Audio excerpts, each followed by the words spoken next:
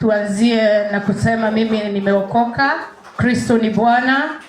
Amekuwa Mungu mwema juu ya maisha yangu. Amekuwa rafiki wa karibu. Nimemuona akiwa mwaminifu na nimekata kauli ya kutembea pamoja naye, na kwa hivyo asubuhi ya leo nimesimama hapa kwa neema ya Kristo, na nashukuru Mungu kwa wokovu wake, kwa maana matendo ambayo aliyatenda katika msalaba ilipata kuniokoa mimi. Haleluya. Na tuko jinsi tulivyo kwa ajili ya neema ya Kristo. Tufungue Biblia zetu, tutasoma maandiko kama matatu. Andiko la kwanza ni Romans chapter 1 and verse 16. Na hii ni maandiko ya Paulo akisema ya kwamba he is not ashamed of the gospel. Romans chapter 1 and verse 16. Biblia inasema hivi: sioni aibu kuitangaza habari njema, yenyewe ni nguvu ya Mungu inayowaokoa wote wanaoiamini, Wayahudi kwanza na wasio Wayahudi pia. Amina.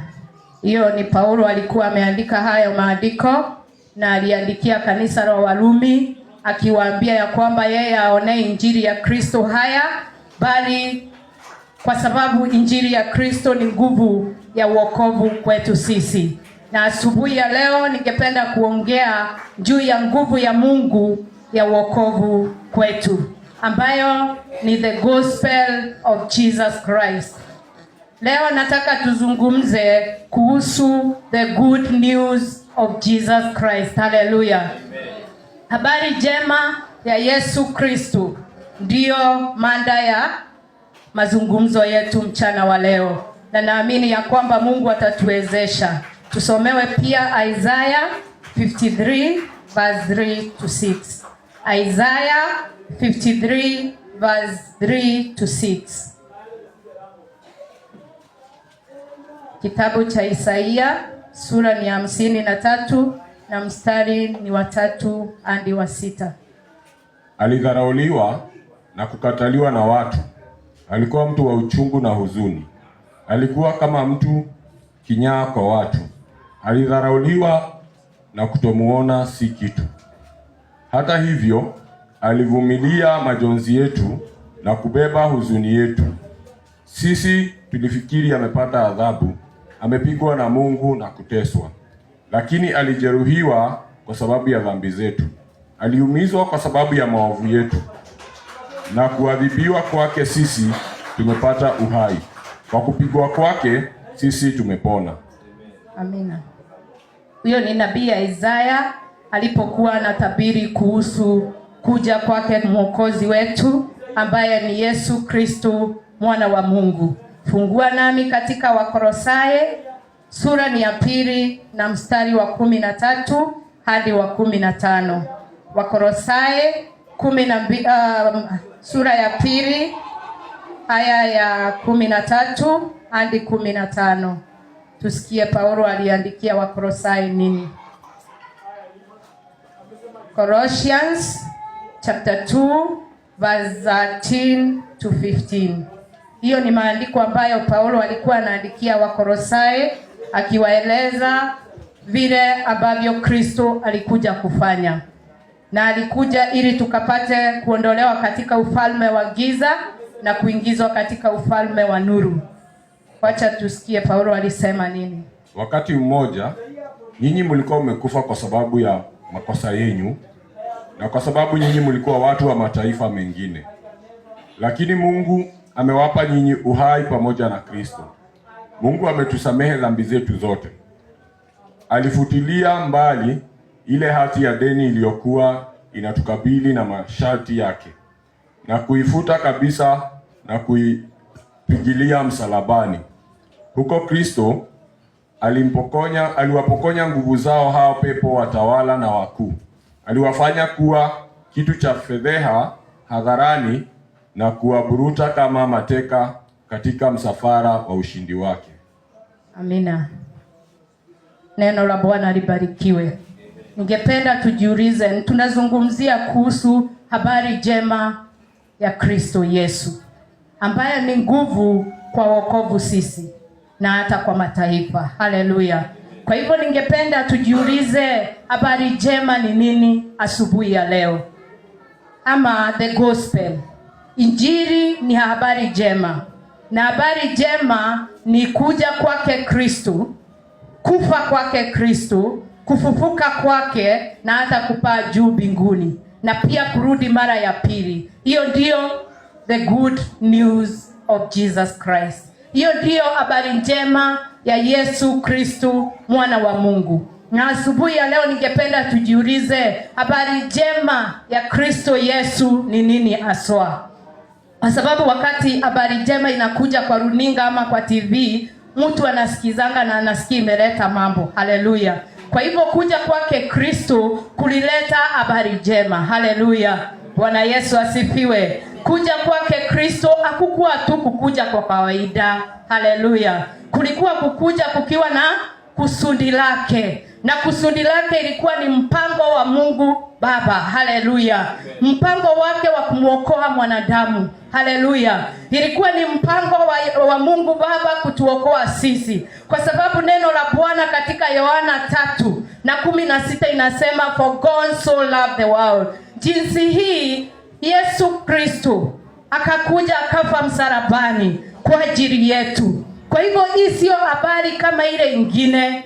Hii sio habari kama ile unapokea kwa runinga ama unapigiwa simu unaambiwa. Habari ya Kristo ilikuwa na kusudi lake. Na kusudi lake ni kuokoa mwanadamu. Haleluya. Bwana Yesu asifiwe. And it is the best news, ama ni habari ile ambayo tunaweza kusema ni bora zaidi ya kuambia mtu. Haleluya. Kwa sababu habari njema ya Kristo ilikuwa ya kukuja kutuokoa, kutupatia nguvu. Haleluya. Na kutuendelesha katika hii maisha ya ulimwengu huu. Haleluya. Leo ninataka tuzungumze kuhusu the power of God to salvation. Na hii the power of God to salvation is the good news of Jesus Christ. Na good news ya Yesu Kristo ni Yesu ni nani, alikuja kufanya nini, na ni nini ilitokea. Haleluya. Bwana Yesu asifiwe. Yesu alipokuja hakukuja tu hivi kawaida.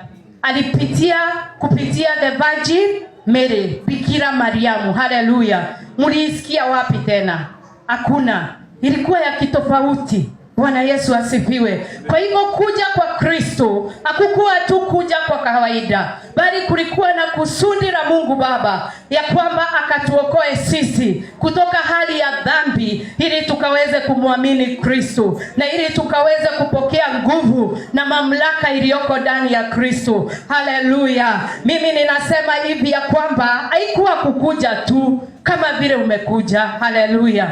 Kristo alipokuja, alikuja in a different way. Yaani njia ambayo hakuna mwanadamu angetarajia. Lakini kusudi la kuja la Kristo ilikuwa ni kukuokoa wewe na mimi, ili tukaweze kumwamini na kupokea uzima wa milele. Na ndipo tumesoma hapo tukaona ya kwamba Paulo ambaye alikuwa anaitwa Saul na akakutana na huyu Yesu, alibadilishwa na yeye. Na alipobadilishwa na yeye kwa sababu alikuwa na persecute ama anadhiaki watu wa Mungu, alipokutana na Kristo alipata kutambua hizi nguvu. Mimi sijui asubuhi ya leo kama umepatana na Kristo ili ukatambue nguvu iliyoko ndani ya Kristo. Na ninataka tuongee ni nini ilikuwa inatendeka. Kuja kwa Kristo ni kwa sababu Baba alitupenda. Baba alitupenda jinsi hii, akamtoa mwanao wa kipekee, akafa msalabani kwa ajili yetu. Kwa hivyo Mungu alitupenda ili akamtuma mwanao. Kwa hivyo kuja kwa Kristo kulikuwa na kusudi la kukupenda wewe na kukuokoa wewe. Haleluya. Bwana Yesu asifiwe. Ilikuwa na kusudi ya kukuokoa. Na wakati Kristo alikuja, alipitia mambo ambayo ni mingi. Kudhiakiwa, kukataliwa kwa sababu yako na mimi. Haleluya. Leo ninaongea juu ya the power of God, which is the good news of Jesus Christ. Bwana Yesu asifiwe. Haleluya. Mimi ninapoongea juu ya Kristo, ninajawa na furaha ndani ya moyo wangu, kwa sababu mimi ninasimama hapa, nimepatana na hizi nguvu zikapata kuniokoa, nikabadilishwa kama Paulo. Na ndipo Paulo anasimama anaandikia Warumi ya kwamba yeye aonei haya. Haleluya. Kristo alipokuwa anasulubiwa msalabani, hakuionea haya injili, hakuionea haya, hakukuonea haya wewe. Na ndivyo Paulo akasema, mimi sitamuonea haya, kwa sababu habari njema ya Kristo ni nguvu ya wokovu. Haleluya.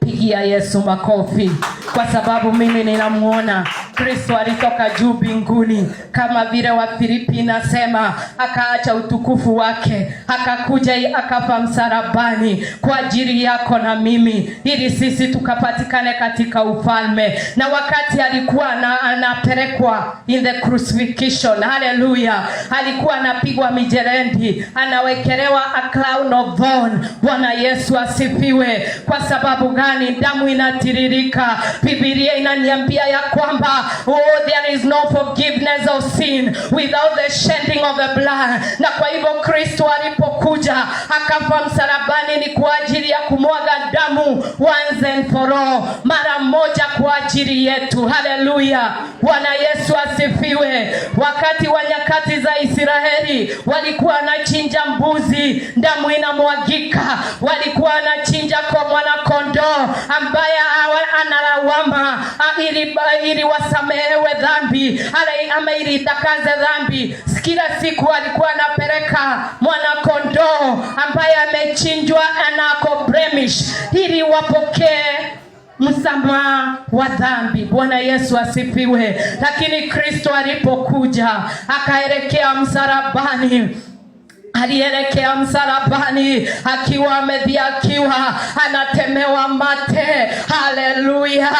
Anawekelewa crown of thorn, damu inamwagika, ili mwagike mara moja kwa ajili yetu. Na asubuhi ya leo nimekuja kutangaza habari njema ya Kristo Yesu, ambayo ilimwaga damu msalabani ili wewe na mimi tukaokolewe. Bwana Yesu asifiwe. Bwana Yesu atukuzwe. Kwa maana haikuwa kifo ya kawaida, haikuwa kusulubiwa ya kawaida. Neno la Bwana linaniambia in the Roman times, ama kwa Wayahudi walikuwa wanasulubiwa msalabani ukitenda dhambi, na ilikuwa the highest form of punishment. Hallelujah. Bwana Yesu asifiwe. Ilikuwa the highest form of punishment. Yani ilikuwa what is punishment in Swahili? Ilikuwa adhabu ya hali ya juu. Wewe ukitenda makosa katika nyakati za Wayahudi ulikuwa unaagikwa msalabani. Na ndio Kristo aliwekwa msalabani na wezi wangapi? Wezi wawili, kwa sababu walikuwa wamekiuka sheria na wakaiba. Lakini Kristo hakuwa na dhambi yoyote. Na ndipo maana Biblia inasema ya kwamba kifo ya Kristo haikuwa ya kawaida. Kifo ya Kristo haikuwa tu kifo ile ingine. Bwana Yesu asifiwe. Ilikuwa kifo ya kitofauti, kwa sababu alichukua dhambi zako na mimi, ili sisi tukapate kusimama mbele ya Mungu kama wenye haki. Haleluya. Bwana Yesu asifiwe. Alipokuwa anaelekea msalabani, ninamuona amefanyika dhambi. Neno la Bwana linaniambia alifanyika dhambi kwa ajili yetu. Yeye ambaye hakutenda dhambi, yeye ambaye hakuwa na lawama, akachukua dhambi zako mpendwa, ili ukawe mwenye haki mbele za Mungu. Pigia Yesu makofi, kwa sababu umepatikana ndani ya Mungu. Na ya kwamba Paulo aligundua hii na akasema, I am not ashamed of the gospel,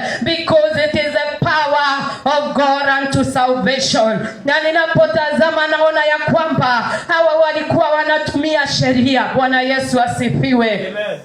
Walikuwa wanatumia sheria ya kwamba ukivunja sheria za Wayahudi utaagikwa msalabani. Wao walifikiria ni sheria wanatimiza. Hawakujua kifo ya Kristo ilikuwa na kusudi. Hawakujua Kristo ilikuwa akufe msalabani kwa ajili yako na mimi. Haleluya. Walitimiza sheria zao kama Wayahudi, lakini Kristo alijua alikuja for this purpose, that he may redeem us back unto Christ, ili aweze akaturejeshe katika ufalme wake Mungu Baba. Na ndipo namuona ya kwamba kuna wimbo inaimbwa inasema, walipomuua walidhani wameshinda, lakini siku ya tatu akafufuka. Haleluya. Bwana Yesu asifiwe. Nataka tuende pamoja ili ujue ya kwamba Kristo alifanyika dhambi kwa niaba yako ili wewe upate msamaha wa dhambi. Haleluya. Alibeba dhambi zetu kuelekea Golgotha. Haleluya. Haikuwa kifo ya kawaida. Kuja kwa Kristo hakukuwa kwa kawaida. Kuja kwake kulikuwa kusudi uokolewe, kusudi upate nguvu mpya. Haleluya. Bwana Yesu asifiwe. Ninapomuona wanamweka katika msalaba, na natamka ya kwamba yote yamekwisha pale msalabani. Neno la Bwana linasema, cast is a man that hangeth on the tree. Hallelujah. Na wakati walimweka msalabani, he was cast on our behalf. Hallelujah. Bwana Yesu asifiwe. Akafanyika a curse that we may be blessed. Hallelujah. Bwana Yesu asifiwe. Sijui nazungumzia nani asubuhi ya leo, lakini hii ndio injili ya Kristo Yesu. This is the power of God. When you ask, what did you believe? Uliamini nini? What is the good news of Jesus Christ?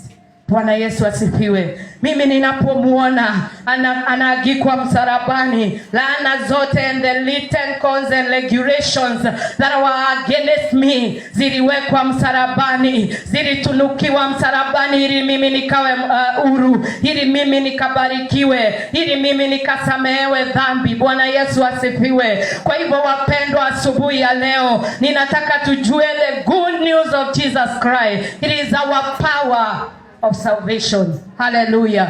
Ni nguvu kwa wokovu wetu. Na Paulo akagundua hii, ndio maana alisema, I am not ashamed of the gospel. Walipomzika walifikiri wamemalizana na yeye. Hallelujah. Walipomzika walidhani yote yamekwisha, na wakaweka walinzi ili wachunge wasikuje wakadanganywa. Hallelujah. Lakini hawakujua ya kwamba even Jesus had power over death. Hallelujah. Yesu, huyu ambaye nimemwamini, huyu ambaye tumemwamini, ako na nguvu za ufufuo. Hallelujah. Bwana Yesu asifiwe. Aliingia kaburini siku ya tatu kadri na maandiko, akafufuka akiwa na the power and authority, nguvu na mamlaka, na akakupea wewe na mimi ambaye tumeamini Kristo. Hallelujah. Kwa hivyo uko na nguvu. Haya ndiyo mambo ilitendeka wakati Kristo alikuja, akasulubiwa, akazikwa, akafufuka na akapaa juu mbinguni. He has power over darkness. Hallelujah. Bwana Yesu asifiwe. Kwa hivyo asubuhi ya leo jua ya kwamba wewe ulio ndani ya Kristo, kifo ya Kristo haikuwa tu kawaida. Hallelujah. Amen. Kifo ya Kristo haikuwa tu kawaida, na ndio Paulo akajua hii siri ya kwamba it is the power of God. Kwa hivyo wapendwa, tunapomwamini Mungu, tujue ya kwamba nguvu ya wokovu iko ndani ya Kristo Yesu. Nguvu ya wokovu iko ndani ya Kristo Yesu. Kile ambacho alitenda, yeye ni Mungu Baba. Haleluya. Ni Mungu Mwana, Mungu Baba na Mungu Roho Mtakatifu, utatu ndani ya moja. Haleluya. Na ndipo Paulo alipobadilishwa na Kristo, akakuwa adhiaki kanisa la Kristo, bali analihubiria habari njema, wapate kujua hii nguvu iliyombadilisha. Unajua watu hawawezi kuelewa. Ukibadilishwa na hii nguvu ya Mungu, watu hawatakuelewa, lakini jua ya kwamba Kristo uliyemwamini, he is the power of God in you. Hallelujah. Bwana Yesu asifiwe. Na tutajua aje ilikuwa nguvu ya Kristo? Hallelujah. Bwana Yesu asifiwe. Tutajua ya kwamba injili ya Kristo Yesu, ama the good news of Jesus Christ, it is the power in us because Christ is in us. Na wakati tunajua hivyo ni ya kwamba ilituonyesha upendo, ilileta wokovu. Bwana Yesu asifiwe. The good news brought salvation. Pigia Yesu makofi kwa wokovu wake. Kwa maana tumepatikana kwa imani kupitia neema ndani ya Kristo Yesu. Na hii habari njema ama the gospel, ile time unasikia watu wanapeleka injili ama wanapeleka good news, this is what they are telling people. Christ did not come a normal coming. Hakukuja tu ya kawaida. Alikuja kwa kusudi la kutuokoa. He died on our behalf. Hili ni jambo la kwanza ningependa tujue, ya kwamba Kristo alikufa msalabani kwa ajili ya dhambi zetu. Nimetangulia kusema alifanyika dhambi ili sisi tuwe wenye haki. Bwana Yesu asifiwe. Neno la Bwana linaniambia he became sin. Mimi na wewe ndio tulitenda dhambi. Mwana wa Mungu hakuwa na dhambi, lakini alikufa kwa ajili ya dhambi zako na akatuletea wokovu. Na Biblia inaniambia ya kwamba wakati nilikuwa mwenye dhambi, Kristo alinikufia. Pengine wengine wanaweza kufia watu wazuri, lakini Kristo alitukufia sisi ambao hatukuwa wazuri, hatukuwa wenye haki, hatukutenda matendo mazuri, kwa sababu Adam alitenda dhambi in the beginning and sin entered into the world. Na wakati dhambi iliingia ulimwenguni, ilimgharimu Mungu amtoe mwanao wa kipekee ambaye ni Kristo, ili afe msalabani kwa niaba yako. Yani in other words, nasema hivi, mimi ndio nilikuwa nikuwe msalabani, lakini Kristo ndiye alienda msalabani kwa niaba yangu. Haleluya. Na mimi ndio nimetenda dhambi. Kwa hivyo Mungu anapotazama Kristo anakuhesabu ukiwa mwenye haki. Haleluya. Bwana Yesu asifiwe. Kwa hivyo mchana wa leo, injili ya Kristo ni nguvu ya wokovu. Haleluya. Biblia imesema inatuletea wokovu. Wale wanaandika number 1 ya kwamba it is the power of God because it brings salvation. Hallelujah. Inaleta wokovu, na hiyo unaweza ipata katika John 3 and verse 16. Ukisoma kuanzia John 3:14 to 17, Romans 5 and verse 8 inasema ya kwamba while we were sinners, he died for us. Hallelujah. Kwa hivyo, why is the gospel of Jesus Christ the power of God? It brings salvation to us. Hallelujah. Number 2, it brings forgiveness of sins. Bwana Yesu asifiwe. Injili ya Kristo Yesu ni nguvu inayotuletea wokovu kwetu sisi. Nambari ya pili, inatuletea msamaha wa dhambi. Neno la Bwana linasema without shedding of blood there is no forgiveness of sin. Hallelujah.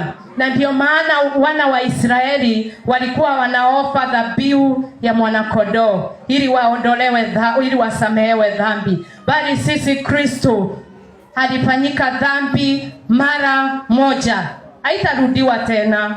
Alifanyika dhambi mara moja ili wewe na mimi tusamehewe dhambi zetu. Haleluya. Bwana Yesu asifiwe.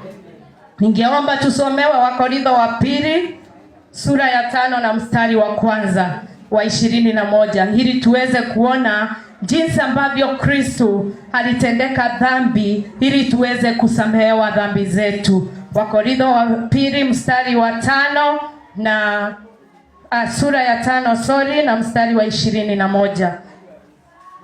Hivyo ndivyo Kristo alituletea msamaha wa dhambi. Kristo hakuwa na dhambi, lakini Mungu alifanya ahusike na dhambi kwa ajili yetu, ili sisi kwa kuungana naye tupate kuushiriki uadilifu wake Mungu. Amen. Bwana Yesu asifiwe. Kristo alifanyika dhambi ili sisi tuhesabiwe wenye haki. Hiyo inamaanisha ili tuweze kusamehewa dhambi zetu. Waibrania 9:22 inasema bila umwagikaji wa damu. Na mimi ninapotazama kuna mara kadhaa ambayo Kristo alimwaga damu kwa ajili yetu. Kristo wakati alikuwa in the Garden of Gethsemane aliomba na akalia mpaka damu ikatiririka ili wewe na mimi tupate kusamehewa dhambi. Haleluya. Wakati walimdunga hapa, damu ilitoka. Haleluya. Maji na damu. Kwa sababu gani? Without shedding of blood there is no forgiveness of sin. Kwa hivyo Kristo alimwaga damu ili wewe na mimi tuweze kusamehewa dhambi. Akawekelewa a crown of thorns kwa kichwa. Unafikiri ukiwekelewa crown of thorns damu itatoka? Itatoka. Haleluya. Akamwaga damu kwa ajili yetu sisi ili tupate msamaha wa dhambi. Kwa hivyo the gospel of Jesus Christ, it is the power of God to salvation because it demonstrates the love of God for us. It brought salvation unto us. And number 3, it brought forgiveness of sin. Ilileta msamaha wa dhambi. Bwana Yesu asifiwe. Hiyo ingine tunajua ya kwamba the gospel is the power of God because ghadhabu ya Mungu iliondolewa juu yetu. Neno la Bwana linaniambia ya kwamba mshahara wa dhambi ni mauti. Haleluya. Wewe ukitenda dhambi ni mauti tu. It is death. Na ndio maana Wayahudi walikuwa wanaua. Kwa sababu ukitenda dhambi wewe mshahara wako ni mauti. Lakini Kristo akafanyika mauti ili tuweze kuishi. Haleluya. Ghadhabu ya Mungu ikaondolewa juu yetu kwa sababu alifanyika ghadhabu ili sisi tukionekana tuonekane watakatifu mbele za Mungu. Kwa hivyo the gospel of God, it is power that brought the love of God away from us. Haleluya. Sisi tukahesabiwa wenye haki mbele za Bwana. Sisi tukahesabiwa eternal life. Kwa sababu gani? Kwa sababu Kristo alifanyika mauti ili sisi tuweze kuishi. Wapendwa, kunayo nguvu ya kuondolewa dhambi na kuondolewa ghadhabu ya Bwana wakati unamkubali Kristo ndani ya maisha yako. Na ukiondolewa hiyo yote, unatembea na ujasiri ukijua ya kwamba unayo nguvu ya Kristo Yesu. Usitembee kama mtu ambaye amenyeshewa, lakini utembee kama mtu aliye na mwana wa Mungu ndani yako. Kwa sababu neno la Bwana linaniambia we are seated with Christ. Hallelujah. And where is Christ? Christ is seated on the throne. Kwa hivyo kama tumeketi pale, we have the power and authority. Hallelujah. We have the power of life in us because we carry Christ in our lives. Hallelujah. Hiyo ingine tunapata kujua ya kwamba the gospel of Jesus Christ, it is power because it brought reconciliation with God. Ilituletea urejesho kwa Mungu. Kumbuka ya kwamba pale mwanzo dhambi ndio inatutenganisha na Kristo. Hallelujah. Ama dhambi ndio inatutenganisha na Mungu. Lakini wakati Kristo alikuja, na ndio maana nilisema kuja kwa Kristo hakukuwa kuja kwa kawaida kama vile mgeni anakujanga tu. Ilikuwa kukuja ikiwa na kusudi ya kwamba you make amani na Mungu wetu. Neno la Bwana in the book of Ephesians. Hii tutasomewa Ephesians chapter 2 and verse 16. The word of God inatuambia ya kwamba he reconciled us back to God. He restored us back to God. He restored the broken relationship. Uhusiano wetu ule ulikuwa umeharibiwa hapo mwanzo, ulirejeshwa na kuja kwake Kristo. Haleluya. Mimi sijui ni nani anafurahia, lakini mimi moyoni mwangu nafurahia ya kwamba nilirejeshwa kwa Mungu Baba, kwa sababu dhambi iliyotendwa ilinitenganisha na Kristo Yesu, lakini kuja kwake kukanirejesha. Uhusiano wangu na Kristo ukarestoriwa back, ama ukarejeshwa back. Wacha tusikie Waefeso 2:16 inatuambia nini. Biblia inasema hivi: kwa mwili wake Kristo aliuangamiza uadui wao. Kwa msalaba wake aliziunganisha jamii hizo kuwa pamoja na kuzipatanisha na Mungu. Amina. Kwa hivyo tulipatanishwa na Kristo.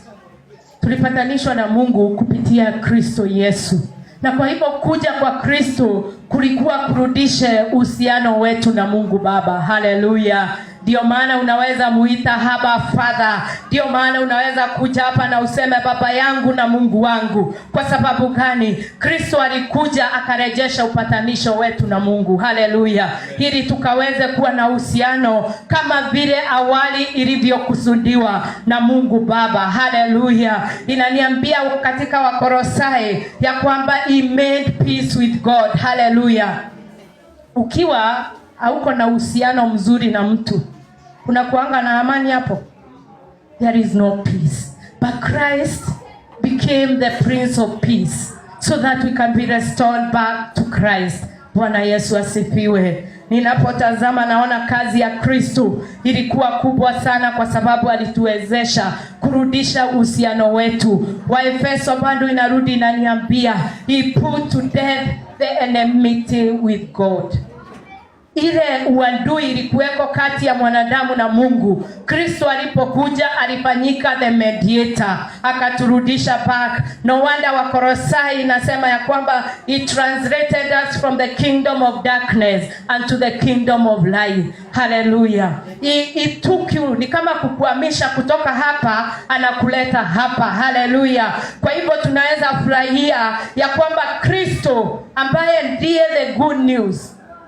Bwana Yesu asifiwe.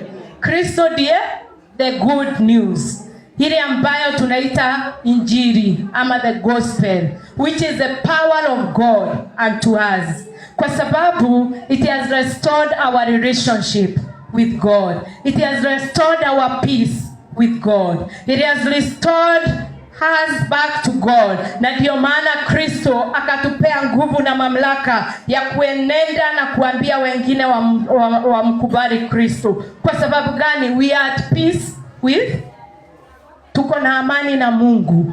Kwa hivyo sisi tunaweza enda tutangazie wengine your relationship with God inapaswa kuwa bora. Kwa maana mahali kuna amani, mahali kuna uhusiano bora na Mungu, baraka za Mungu ziko mahali pale. Wacha tusikie Petro wa kwanza mstari wa 3 na 18 inasema nini. Kwa sababu the ministry of reconciliation, ama hii huduma ya kurejesha kwa Mungu, imepewa wewe na mimi. Ukienda upate mtu ambaye hajaokoka, ni jukumu lako kumleta kwa Mungu. Haleluya. Kwa sababu Biblia inaniambia he has reconciled us back to God and he has given us a ministry of reconciliation. Ya kwamba ameturudisha kwa Mungu, ameturejesha kwa Mungu, na ametupatia nguvu ya urejesho wa wengine kwa Mungu. Haleluya. Hiyo inamaanisha ameweka uwezo ndani yetu ili tukaambie wengine ya kwamba Mungu anaweza. Petro wa kwanza mstari wa sura ya 3 na mstari wa 18. Ningependa kusikia imesema nini kuhusu the reconciliation of God. Kwa maana Kristo mwenyewe alikufa kwa ajili ya dhambi zenu. Alikufa mara moja tu na ikatosha. Mtu mwema kwa ajili ya waovu, ili wapeleke nyinyi kwa Mungu. Aliuawa kimwili, lakini akafanywa hai kiroho. Amina. Hiyo ndio urejesho Kristo alifanya. Na pia ukisoma katika Wakolosai wa kwanza sura ya kwanza 20 hadi 22 itakwambia vile ambavyo tulihamishwa ili turudishwe kwa Mungu. Wapendwa, nguvu ya wokovu iko ndani yako. Bwana Yesu asifiwe. Kwa maana ni nguvu ya wokovu ni Kristo mwenyewe. Na ninaona ya kwamba the power of the gospel brought the defeat of the powers of darkness. Hallelujah. Bwana Yesu asifiwe. Atukuzwe Mwokozi, kwa sababu alipowekwa kaburini siku ya 3 alifufuka na nguvu ya ufufuo. Kumbuka alipoenda katika nyumba ya Lazaro, akapata Lazaro amelazwa kaburini siku 4. Alimwambia Lazaro, toka. Lazaro akatoka na nguo zile alikuwa amefungwa nazo, lakini wakaambiwa wamtoe. Kwa sababu gani? Kristo alikuwa na nguvu ya ufufuo na uhai. Haleluya. Bwana Yesu asifiwe. Kwa hivyo walipomweka kwa kaburi walifikiri wamemaliza kazi, lakini Kristo alienda kuzimu. Ile mamlaka, ile the power, ile nguvu and the authority that we had in the beginning aliturejeshea. Haleluya. Bwana Yesu asifiwe. Hii ndiyo kazi Kristo alitenda kwa ajili yako na mimi. Na ningependa tushike hii maneno na tutembee naye, kwa sababu tuko na nguvu na mamlaka. Haleluya. Kwa sababu wewe ukiwa na Kristo ndani yako aliye nguvu, I am the resurrection and the life. Hivyo ndivyo anavyosema ya kwamba yeye ndio ufufuo na uzima. Haleluya. Walipomweka kaburini walidhani wameshinda, lakini siku ya 3 akafufuka. Kikuyu inasema kwa wotani moige. Haleluya. Kwa sababu yako na mimi, ili tuweze kuwa washindi katika ulimwengu huu, ili tuweze kutembea tukiwa washindi. Kwa hivyo wapendwa, mchana wa leo nataka kusema nini? The gospel brought the power and authority over darkness. Hallelujah. Hiyo ni kusema nini? Haupaswi kutishwa na shetani, kwa sababu unaye mamlaka ndani yako. The power and authority. Anasema everything that was written against you, I have nailed it on the cross. Bwana Yesu asifiwe. Sijui kama tunashikana wapendwa, ya kwamba the power and authority that Christ had in the beginning, after his death and resurrection, he got it back for us. Hallelujah. He overcame death. Alishinda kifo na mauti kwa sababu yako na mimi, ili tuweze kutembea kama washindi. Kuanzia leo wapendwa wa Mungu, wacha tutembee kama washindi walio ndani ya Kristo, kwa sababu neno la Bwana linaniambia it disarmed all the powers. Bwana Yesu asifiwe. 1 Peter. Leo tutasoma Biblia, lakini kusudi ni kuelewa kazi ya Kristo kwa ajili yako na mimi ilikuwa gani. Ama wakati tunasema the gospel of Jesus Christ, what is the gospel? Wakati tunasema it is the power of salvation, why is it the power of salvation? Ni nini inaifanya ikuwe the power of salvation? Petro wa kwanza mstari wa sura ya kwanza mstari wa 18 hadi 19.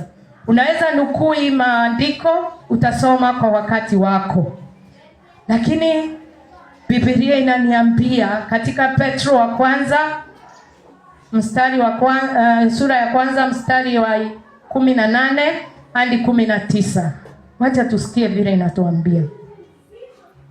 Maana mnajua kwamba nyinyi mlikombolewa katika mienendo yenu isiyofaa, ambayo mliupokea kutoka kwa wazee wenu. Lakini hamkukombolewa kwa vitu vyenye kuharibika kama fedha na dhahabu, bali kwa damu ya dhamana ya Kristo, ambaye alikuwa kama mwanakondoo asiye na dosari wala doa. Yeye alikuwa ameteuliwa na Mungu kabla ya ulimwengu kuumbwa, akafunuliwa siku hizi za mwisho kwa ajili yetu. Amen.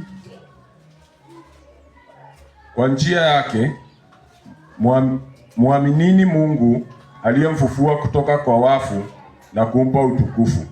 Na hivyo amini na mtumaini, na kwa hivyo imani na matumaini yenu yako kwa Mungu. Amen. Tumesikia kwamba alitukomboa kutoka the power of sin. Kwa hivyo wakati unampokea Kristo, hauendelei katika hali ya dhambi. Dhambi haina nguvu juu yako, kwa sababu he delivered you. Alikukomboa kutoka kwa minyororo ya yule mwovu Shetani. Kwa hivyo the power of death is no longer in you. Bwana Yesu asifiwe. Haina nguvu juu yako, wewe ndiye uko na nguvu juu yake, kwa sababu Kristo alifanyika nguvu juu ya mamlaka ya dhambi. Haleluya. Juu ya nguvu ya dhambi akafanyika the victory that we needed.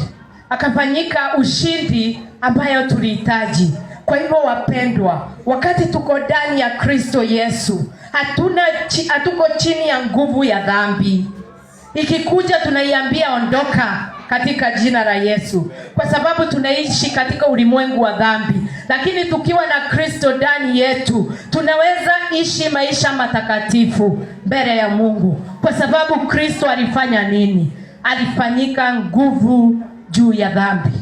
Na Kristo ako wapi? Ako ndani yako. Kwa hivyo wewe na mimi tumefanyika nini? Nguvu juu ya dhambi. Haleluya. Wacha tuone ile kazi Kristo alifanya. Colossians chapter 2:13 to 15. Hapa ndio nataka tusome ili tuweze kuona how he defeated the powers of darkness. Aliharibu kazi ya Shetani namna gani? Neno la Bwana linasema Kristo came for this reason. Alikuja kwa ajili hii, kuangamiza kazi ya Shetani. Hiyo ni John 10:10. Tusomewe Colossians chapter 2:13 to 15. Tuone vile alichukua nguvu na mamlaka. Wakolosai wa pili 13 to 15.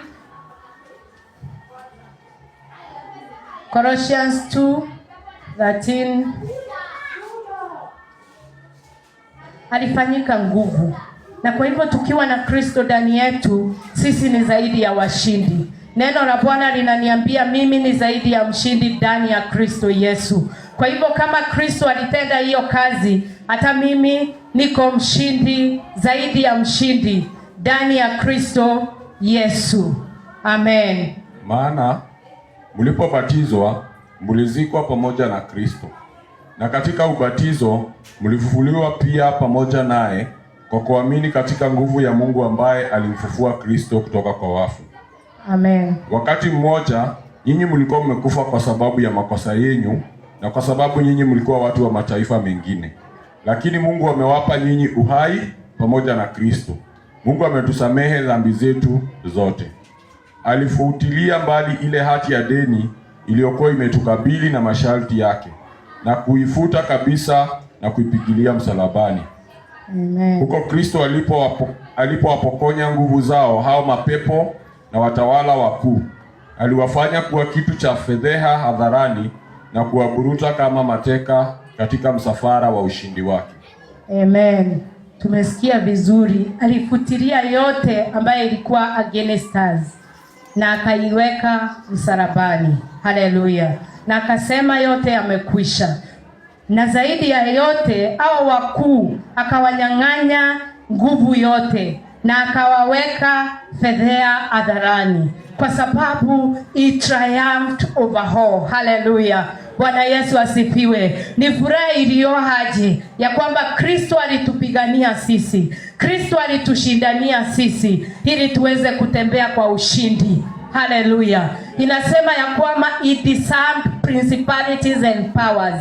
He made a public spectacle of them, triumphing over them. Hallelujah. Walifikiria wamemmaliza, lakini alipofufuka alikuja na nguvu na mamlaka, kwa sababu alikuwa amewanyang'anya hizo nguvu, akaturudishia sisi tulioko ndani ya Kristo, ili tukaweze kutembea na ushindi, ili tukaweze kutembea na nguvu. Wapendwa, mchana wa leo, wacha tutembee na nguvu ya Kristo. Haleluya. Mimi nasikia kusema ya kwamba unayo nguvu ndani yako, kwa sababu Kristo alinyang'anya the princes of this world. Aliwanyang'anya hiyo mamlaka yote, akawanyang'anya hiyo nguvu yote, akakupea wewe ulio ndani ya Kristo. Ni furaha iliyoaje ya kwamba niko na hizi nguvu ndani yangu. Kwa hivyo hakuna jambo linaweza nitisha, hakuna jambo linaweza niremea, kwa sababu niko na nguvu ndani yangu, na Kristo aliziweka msalabani hadharani. Haleluya. Akuonea haya. Haleluya. Hakukuonea haya aseme yeye hatakufa kwa ajili yako, lakini zote aliziagika msalabani. He became a curse that we may be blessed. Haleluya. Bwana Yesu asifiwe.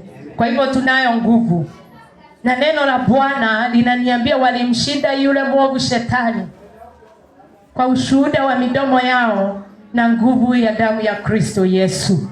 Kwa hivyo hii damu ya Kristo iliyotiririka msalabani ilikupatia nguvu na uwezo wa kuweza kumshinda yule mwovu shetani. Haleluya.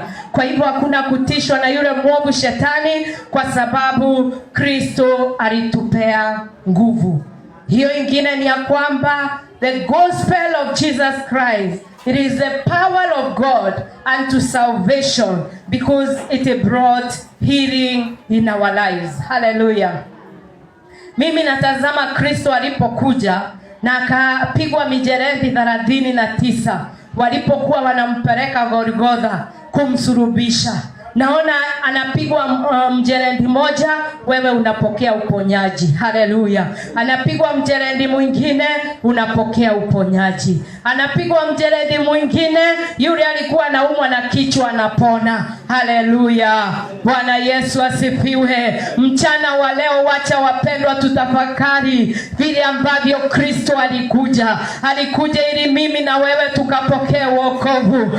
Alikuja ili na wewe tukapokee msamaha wa dhambi. Bali alikuja wewe na mimi ili tukaweze kupona kutoka magonjwa yote. Biblia inaniambia mahali tulianza, nabii Isaiah alisema he carried our infirmities.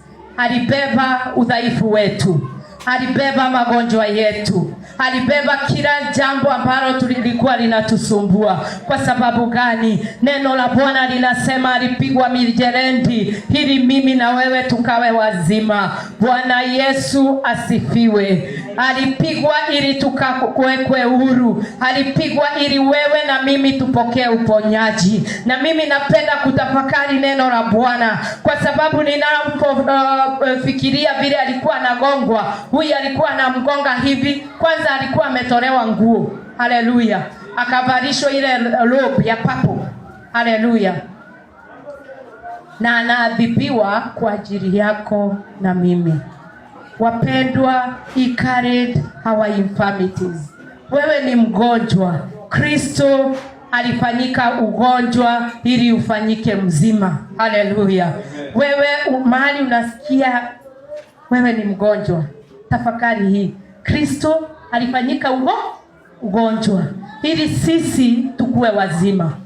Kwa hivyo Kristo ni yote ndani ya yote. Alituletea uponyaji. Na pia Isaiah hakuwa amejua Kristo atakuja lini, lakini alitoa unabii akasema ya kwamba he carried our infirmities. Bwana Yesu asifiwe. Kwa hivyo magonjwa yote aliagikwa msalabani. Letu ni kuamini Kristo ili atuponye. Haleluya. Lako wewe na mimi ni ni kuamini Kristo ili tuweze kupokea uponyaji ambaye Kristo alitupatia msalabani. Kwa maana damu iliyotiririka ilinena uponyaji, ikanena uhusiano bora, ikanena amani, ikanena uisho mpya. Bwana Yesu asifiwe. Damu ya Kristo ilipomwagika msalabani ilinena mambo mema juu yetu zaidi ya damu ya Abili. Ya Abili inanena kulipisha, lakini damu ya Kristo Yesu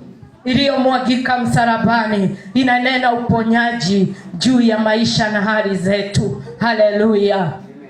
Bwana Yesu asifiwe. La mwisho ni ya kwamba the gospel of Jesus Christ, it is the power of God unto salvation. It is the power of God unto forgiveness of sin. It is the power of God unto taking away the wrath of God. It is the power of God to reconcile us back unto God. It is the power of God to defeat the powers of darkness. It is the power of God to bring healing unto us.